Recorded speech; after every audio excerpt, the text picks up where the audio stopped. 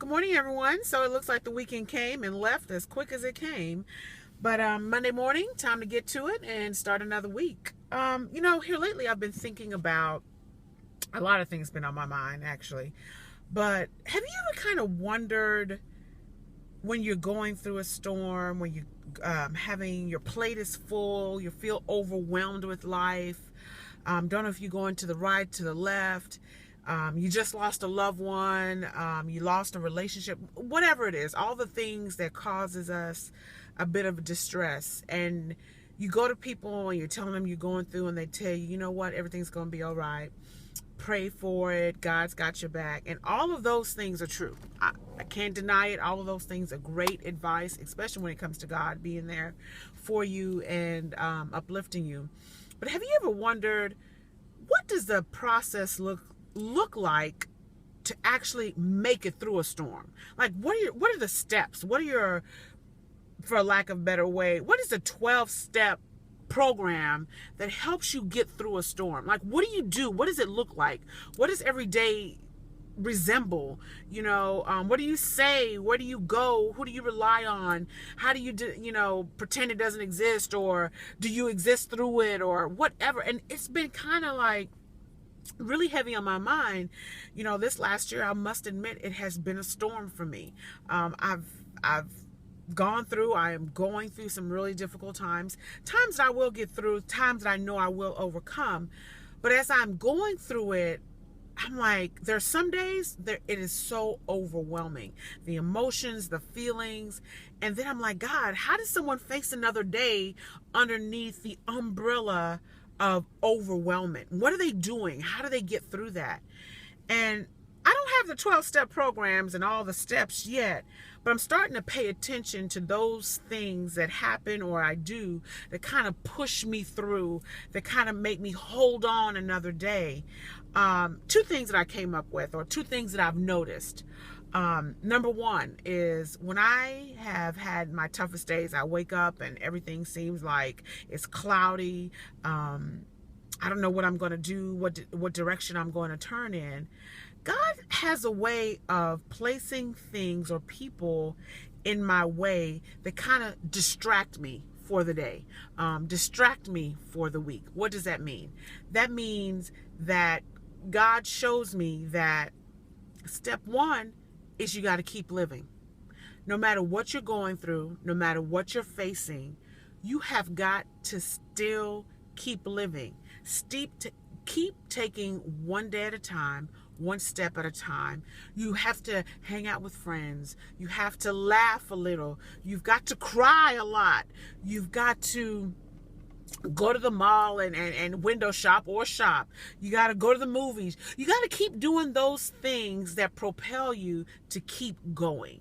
This weekend, when I think about, Saturday morning came, and for whatever reason, my plate seemed so heavy, dealing with some things. And before I knew it, phone rang, and it was family. You know what? Hey, spend the day with us, pack a bag. Let's hang out.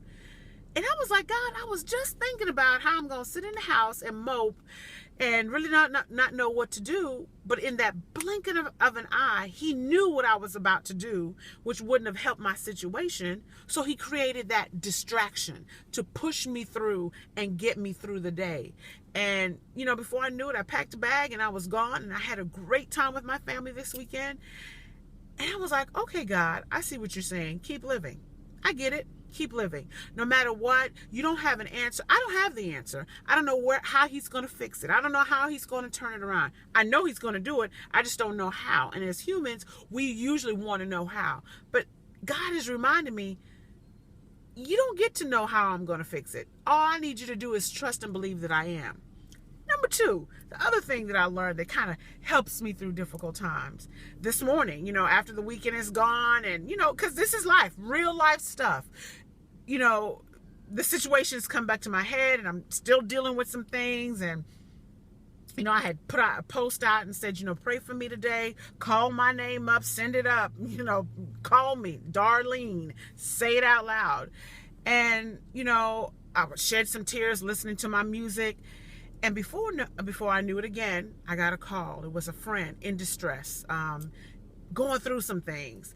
And she said, Darlene, I need you. And before I knew it, my problems went out the back door and I was in how can I help you mode. And we talked about it. We cried through it. We prayed about it. And after I got off the phone and hung up, I said, God, step 2, when you're going through things, you still got to help other people through their journeys. You still have to be a rock for someone else. Because just like my family came through for me on Saturday, someone needed me on Monday. So I had to get out of my feelings and step up and step in to help someone else. So, interesting. Those are the 2 things that I've learned so far on my journey. Number 1, keep living. No matter what you're facing, no matter what you're going through, no matter how difficult, no matter how overwhelming, keep living. Keep doing those things that propel you to not give up, not give in. Second thing I've learned, along your journey, God reminds us that you're not the only one going through something. And the true test of how good God is to you is how good you are to someone else when you're going through, but can step out of your situation to help someone else. So just things that I thought would be helpful to someone else. I am learning on my journey that, I think about a year ago, I started doing these videos, and it was under the premise of broken people do broken things. And at that point in my life, there were so much things that I had to take account of and look at in my personal life that I was like, you know what, why are you doing that? Why are you being a part of that? And it's because I had broken pieces within me that I needed to bring to the surface, expose them, and fix it. And so that I no longer was a broken person doing broken things. With that in mind, I've lost loved ones since then, and God is still showing me that you got to keep living no matter what, Darlene, because this is life. Life is tough. Life is hard. But life is rewarding and God is good. So as much as you see this negative, there's so much positive. There's so much growing points.